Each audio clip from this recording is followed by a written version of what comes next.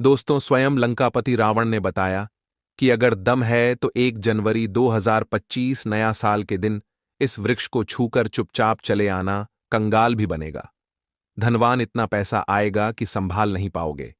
जन्म जन्मांतर की गरीबी हो जाएगी। दूर यकीन नहीं तो प्रैक्टिकल करके देख लेना। नमस्कार दोस्तों, स्वागत है आपका हमारे YouTube चैनल द शास्त्र वॉइस। दोस्तों, आज हम उस चमत्कारी वृक्ष के बारे में बात करने वाले हैं जिस वृक्ष पर स्वयं धन की देवी मां लक्ष्मी वास करती है।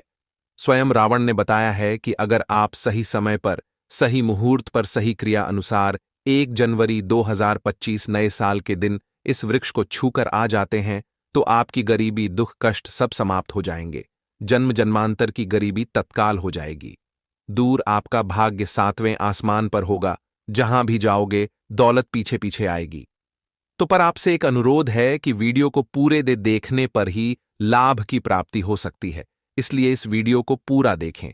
यदि आज आपने वीडियो को बीच बीच में से देखा, काट काट कर देखा, तो नए साल 2025 में आपको कभी सफलता हासिल भी नहीं होगी और आप पूरे साल परेशान रहोगे। भक्तों, इस वीडियो में हम आपको ऐसे पेड़ बताएंगे जिन्हें छूने मात्र से आपकी गरीबी दूर हो जाएगी और मां लक्ष्मी की आप पर ऐसी कृपा होगी कि 2025 में आप धनवान बन जाओगे। अगर आप 1 जनवरी के दिन यह जो पेड़ मैं बताता हूं, उन पेड़ को आप छूने मात्र से आपकी गरीबी दूर हो जाएगी। अगर ये पूरा वीडियो देख लेते हो दोस्तों, आप अपने फायदे के लिए इस वीडियो को पूरा देख लीजिए, आपका जीवन ना बदल जाए। तो दोस्तों, मुझे बताना तो चलिए, जानते हैं कि कौन से ऐसे पौधे हैं जिनको नए साल छूकर आ जाना है। लेकिन उससे पहले अगर आप इस चैनल पर नए हैं तो चैनल को सब्सक्राइब करके वीडियो को एक लाइक जरूर करें। साथ ही आप अपनी राशि को कमेंट बॉक्स में जरूर डाल दें, क्योंकि हम राशि से जुड़ा भाग्य भी बताते हैं और भाग में चल रहे परेशानियों को तत्काल दूर करने के लिए आसान से आसान उपाय भी बताते हैं। इसलिए आप अपनी राशि कमेंट बॉक्स में जरूर डाल दें। दोस्तों, हिंदू संस्कृति में कई तरह के पौराणिक मान्यता को महत्व दिया गया है कि कई ऐसे पेड़ पौधे होते हैं जो कि देव वृक्ष कहे गए हैं और काफी शुभ भी माने गए हैं। प्रकृति में मौजूद कई ऐसे पेड़ पौधे होते हैं जो कि हमारे जीवन में चल रही परेशानी को दूर कर देते हैं। खास बात यह है कि पेड़ पौधे की न सिर्फ लोग पूजा करते हैं बल्कि औषधि के रूप में भी प्रयोग करते हैं। यह कई प्रकार बीमारी को ठीक करते हैं और वेद पुराणों में भी कई प्रकार के पेड़ पौधों का उल्लेख है। दोस्तों, हमारे हिंदू धर्म में देवी माता रानी के अनेक स्वरूप कहे गए हैं, जिसमें वृक्षों को भीमा देवी के स्वरूप कहा जाता है। तो आज मैं आप लोगों को ऐसे वृक्ष के बारे में बताऊंगा जिनको 1 जनवरी नया जो के दिन छूना बेहद शुभकारी बताया गया है। नए साल में इनको छूने मात्र से शत्रु दोष, कर्ज दोष, गरीबी दोष सब समाप्त होते हैं। 2024 के बाद 2025 आता है और नए 2025 के बाद 2026 आता है। साल 2025 के पावन पर्व में कुछ ऐसे वृक्ष हैं जो कि देव वृक्ष कहे गए, देवी वृक्ष कहे गए हैं। यह देवी के स्वरूप होते हैं, माता काली के स्वरूप होते हैं और हमारे धर्म में पेड़ पौधे को देवी देवता मान करके हम इनकी पूजा करते हैं और हमें पूजा भी जरूर करनी चाहिए।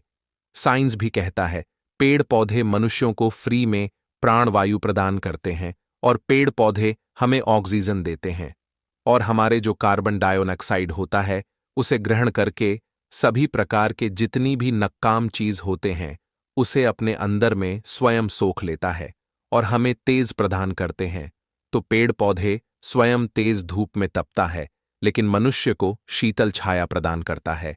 और नए कार्य के समय में कुछ ऐसे पेड़ पौधे हमारे धर्मशास्त्र में कहे गए हैं जिनको छूने मात्र से व्यक्ति के बंद किस्मत के ताले खुल जाते हैं, व्यक्ति का सौभाग्य चमक जाता है। हमारे शास्त्रों में पेड़ पौधों को बहुत ही गुणकारी कहा जाता है क्योंकि इनमें साक्षात देवता होते हैं। अनेक बीमारी का उपचार पेड़ पौधों में ही छुपा है। पेड़ पौधों में कई जड़ी बूटियां पाई जाती हैं और भगवान श्री कृष्ण ने गीता में स्वयं कहा है कि वृक्षों में मैं पीपल का वृक्ष हूं। पीपल के वृक्ष को वृक्षों का राजा कहा जाता है क्योंकि पीपल वृक्ष की जो आयु होती है सबसे ज्यादा होती है, सबसे अत्यधिक होती है। पीपल वृक्ष सर्वशक्तिमान होता है। पूजा पूजा पाठ में अत्यधिक इसका महत्व होता है। तो चलिए, आज मैं आप लोगों को नए साल 2025 में छुए जाने वाले वृक्ष के बारे में बताऊंगा। तो कमेंट में जय माता दी अवश्य लिख दीजिए दोस्तों। हमारे धर्मशास्त्र में अनेक ऐसे वृक्ष हैं जो कल्याणकारी होते हैं, मंगलकारी होते हैं। अगर इस वृक्ष को छू लेते हैं तो आपकी सभी प्रकार की परेशानी है, सभी प्रकार के कष्ट है, ये सब समाप्त हो जाते हैं। खास करके 1 जनवरी नया साल के दिन इसका असर कई लाख गुना होता है, क्योंकि इस समय अचेत जो वस्तु होती है वह भी चेतना युक्त हो जाती है। अर्थात इस समय शक्ति हमारे धरती लोक में आ जाती है। तो जितने भी पेड़ पौधे हैं, जीव जंतु है, चल अचल सभी प्रकार के जो वस्तु हैं, यह सब में प्राण आ जाते हैं, सब में शक्ति निहित हो जाती है, जागृत हो जाती है। तो इस समय कोई भी व्यक्ति पेड़ पौधे को जाकर के छू दें, खास करके देवी स्वरूप कहे गए जो पेड़ पौधे होते हैं, जाकर के आप इसे छू करके आते हैं तो आपके जीवन की परेशानी है, दुख है, तकलीफ है, कष्ट है, रोग है, बीमारी है, कलह है, जीवन में चल रही बहुत बड़ी समस्या है, सब समस्या समाप्त हो जाती है। काल सर्प दोष, मंगल दोष, शनि दोष, राहु दोष तत्काल अपना असर दिखाती है और सब दोष खत्म हो जाते हैं। दोस्तों, आज मैं आप लोगों को 3 पौधों के बारे में बताऊंगा। ये तीनों पौधे देव वृक्ष कहे जाते हैं। वीडियो को ध्यान से देखना।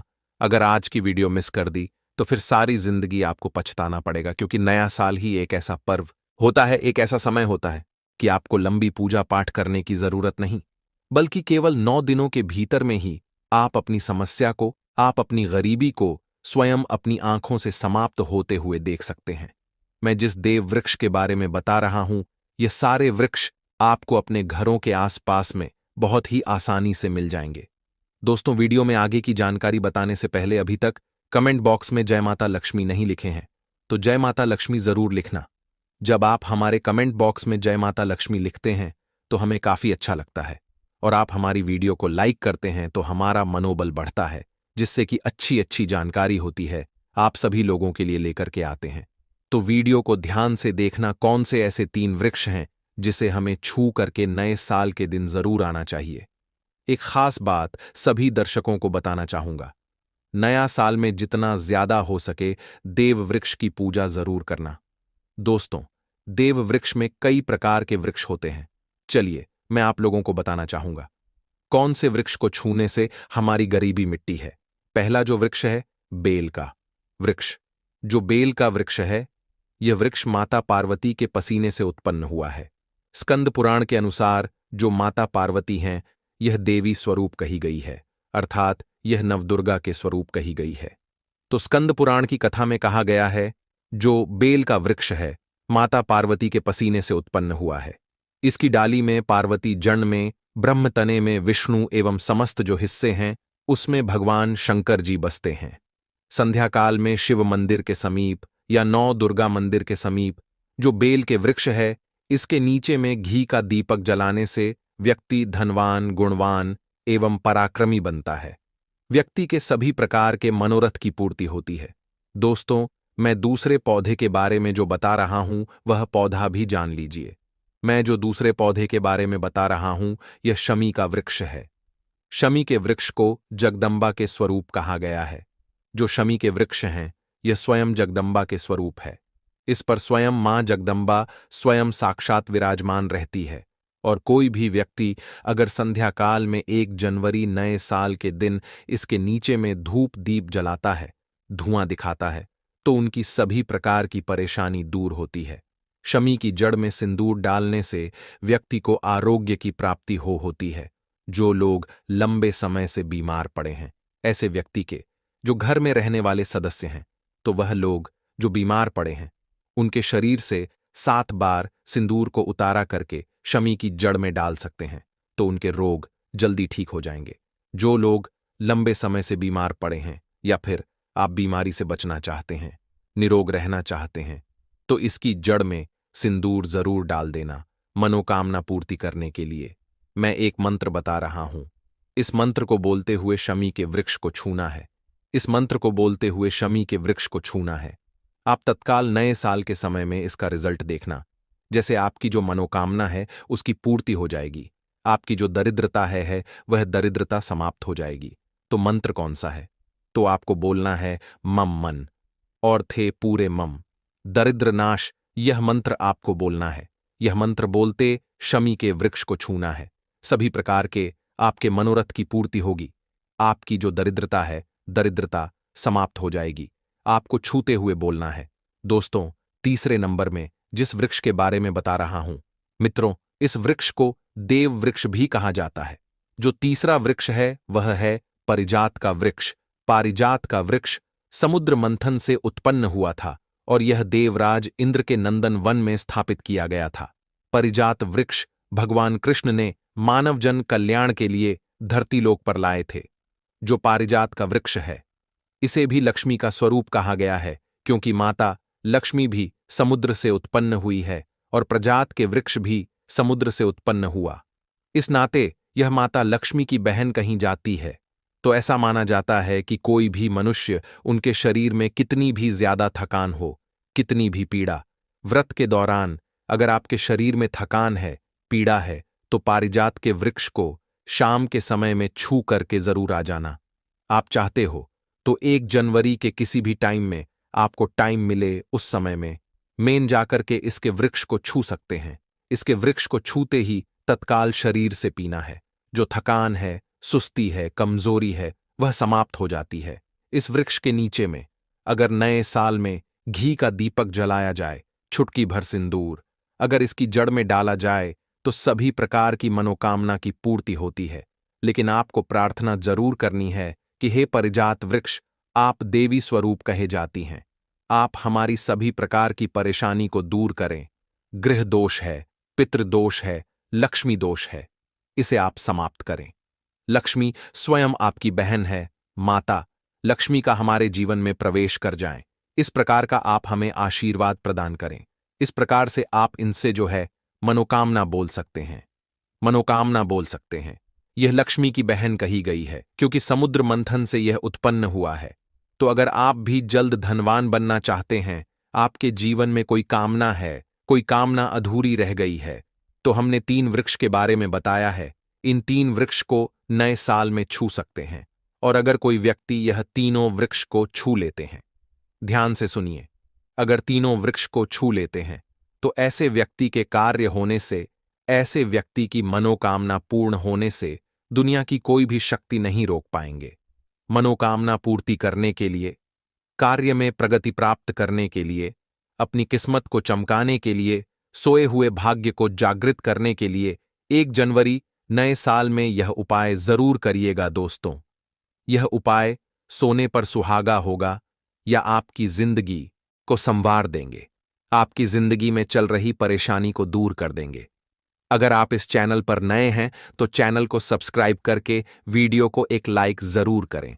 साथ ही आप अपनी राशि को कमेंट बॉक्स में जरूर डाल दें, क्योंकि हम राशि से जुड़ा भाग्य भी बताते हैं और भाग में चल रही परेशानियों को तत्काल दूर करने के लिए आसान से आसान उपाय भी बताते हैं।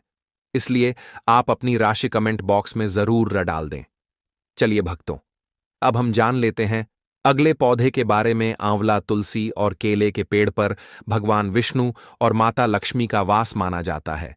वैसे तो तुलसी के पेड़ पर दीपक रोजाना ही जलाना चाहिए। वहीं आंवले की पूजा एकादशी पर करने से भगवान विष्णु प्रसन्न होते हैं। वहीं केले के पेड़ की पूजा हर बृहस्पतिवार को की जाती है। प्रत्येक बृहस्पतिवार को केले के पेड़ पर हल्दी मिला जल चढ़ाने से आपको बहुत सुखों की प्राप्ति होती है। अगला पौधा है बेल और बरगद का पेड़। बेल और बरगद के पेड़ पर भगवान शिव वास करते हैं।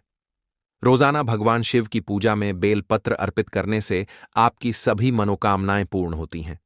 वहीं ऐसी मान्यता है कि बरगद के पेड़ की पूजा हर त्रयोदशी को करना बेहद शुभ माना जाता है। कदंब का पेड़, कदंब के पेड़ पर मां लक्ष्मी का वास माना जाता है।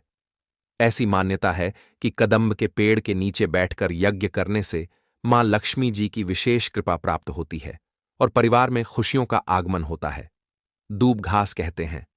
दूब घास गणपति बप्पा को सबसे ज्यादा प्रिय होती है। हर बुधवार को हल्दी लगाकर दूब घास गणेश जी को अर्पित करने से आपके काम में आ रही हर प्रकार की बाधाएं दूर होती हैं और आपको शुभ लाभ की प्राप्ति होती है। दोस्तों, आपको यह वीडियो कैसा लगा हमें कमेंट में जरूर बताएं। अगर आप माता लक्ष्मी के सच्चे भक्त हैं, आप माता लक्ष्मी का प्रेम प्यार आशीर्वाद पाना चाहते हैं, तो जल्दी से चैनल को सब्सक्राइब करके कमेंट बॉक्स में जय मां लक्ष्मी जरूर लिखें, जिससे अगली आने वाली वीडियो आप तक पहुंच सके। धन्यवाद। धन्यवाद। ऐसे ही जानकारी के लिए छाया जैन चैनल को सब्सक्राइब करें और अगर आपको यह वीडियो अच्छी लगी हो तो एक लाइक अवश्य करें और कमेंट में ओम नमः शिवाय अवश्य लिखें।